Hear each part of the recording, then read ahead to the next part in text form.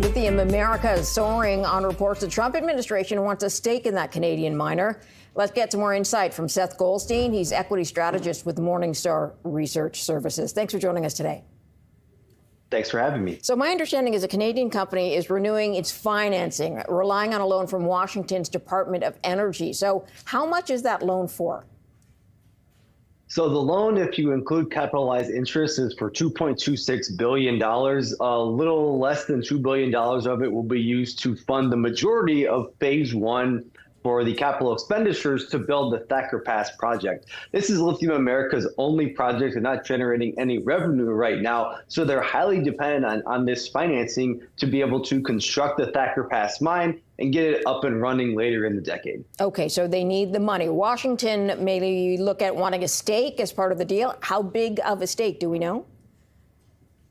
So the rumors are that the Trump administration is looking to take a 10% equity stake in Lithium Americas. That would be very similar to the stake that the Trump administration took in MP Materials, which is another critical minerals producer. They produce rare earths. And along with that, they were able to help fund MP's other rare earths projects and offer offtake agreements and minimum price guarantees. So there's optimism in the market right now. And the reason we see the stock up so big today is there's optimism that the Trump administration may be looking to add price floors or some sort of price guarantee for Lithium Americas as Thacker Pass enters production, so that even if we see lithium prices staying lower for longer like they are today and have been for the past couple of years, the project could still be profitable, generating strong free cash flow and making the U.S. be able to produce a lot more lithium than they currently produce today. Yeah, so the Nevada mine, as you mentioned, is not up and running yet. They're developing it, but is there clearly a big lithium deposit there for them? It is. The Thacker Pass is on the Caldera resource. It's one of the largest known and estimated lithium resources in the world. And Thacker Pass plans to bring on up to 160,000 tons of annual production capacity over 4 phases. And if it ramps up to that, that would make it one of the top 5 largest mines in the world. So there's certainly a large opportunity for long-term growth to greatly increase U.S. lithium production just from this single mine alone. Okay, so General Motors also has a part in the operation. Will it need to sign off on any agreement with Washington?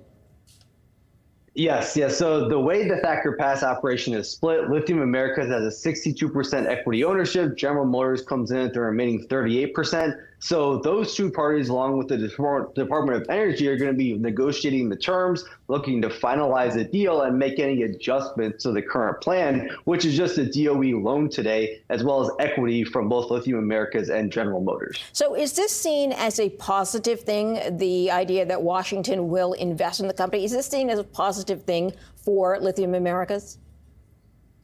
It is. Anytime you have the government supporting your project, that creates optimism in the market that is going to lead to higher returns on the project due to things like the government being willing to offer generous financing terms, which they already have, offer potential offtake agreements with price floors, essentially making sure that the project's successful and up and running. Because if you are a new minerals producer, the worst thing that could happen is right when you're ramping up your production, prices tank. That could lead to negative free cash flow, having to raise alternate financing, raise more equity, dilute your current shareholders. That creates a lot of risks for current shareholders in a project like that. But having the U.S. government come in with an equity stake, potentially adding offtake agreements or price floors, removes a lot of that downside risk, but still keeps the upside should we see lithium prices go back to rising and back to boom conditions. That being said, even though it could be a much smaller stake in the company, there would be some pressure or could be some added pressure from Washington to either take a bigger part in it later or to get the company to do what it wants to do.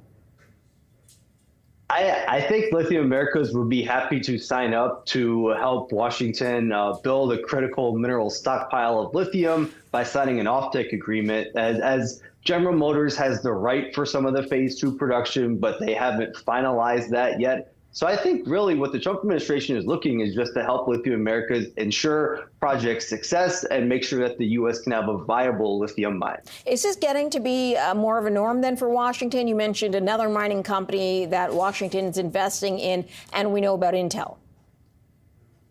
Yeah, I think the Trump administration is looking to put actual investment and actual capital back to its plans and try to shore up what it views as critical industries going forward. So we see that with semiconductor production, and we've seen that with critical materials. And so industries that fall under what the Trump administration views as critical to the U.S.'s long-term success, I think would be candidates for investment. Interesting. All right, Seth, I've got to leave it there. Seth Goldstein, equity strategist, Morningstar Research Services. Thanks for joining us.